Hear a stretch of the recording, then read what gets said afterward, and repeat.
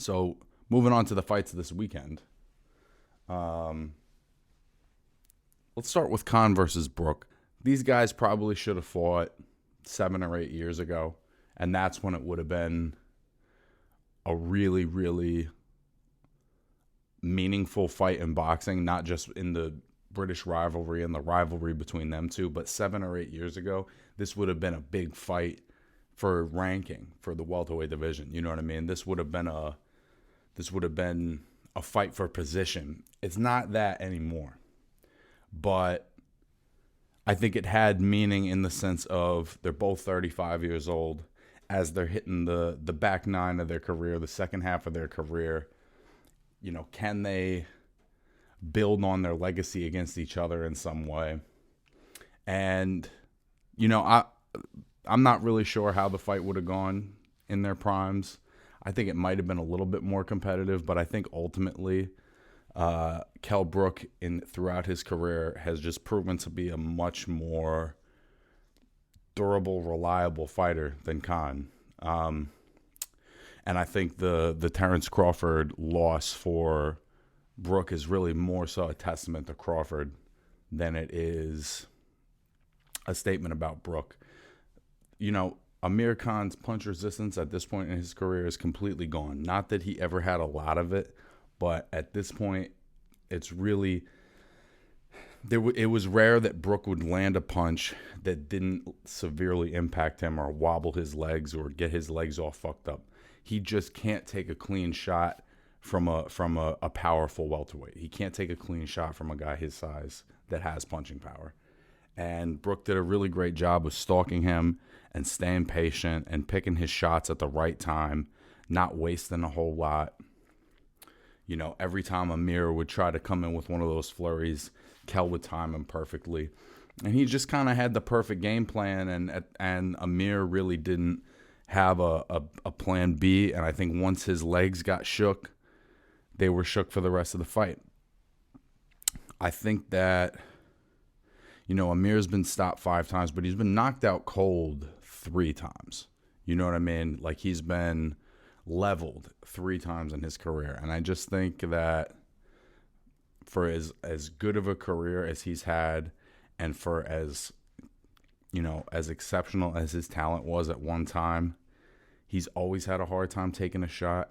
And I think the more times you get knocked out, it's like any injury. If you injure something over and over and over again, you know, you may heal in between every time, but overall you're still going to be more vulnerable in that part of your body. You know what I mean? I think that's Amir's chin. Like, I really don't think his nervous system can react to punches anymore. And particularly from a strong guy like Kell Brook.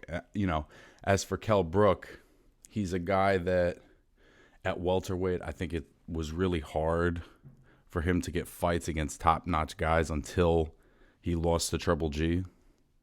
And then I think he got placed into the B-side role against other elite welterweights, Spence, Crawford, which I don't know if that's fair to his talent, but that's just what happened. You know, he chose to do the Golovkin fight, which was a ballsy fucking move. Same way Khan taking on Canelo was a ballsy move. You know, it was ballsy for Brook to take on Golovkin, much bigger and stronger than him.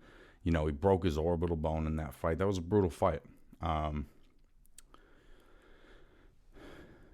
You know, the win over Sean Porter, he's had some great moments in his career, but I don't know that he's been given as many opportunities and as many second chances to be the star of the show that Amir Khan has had.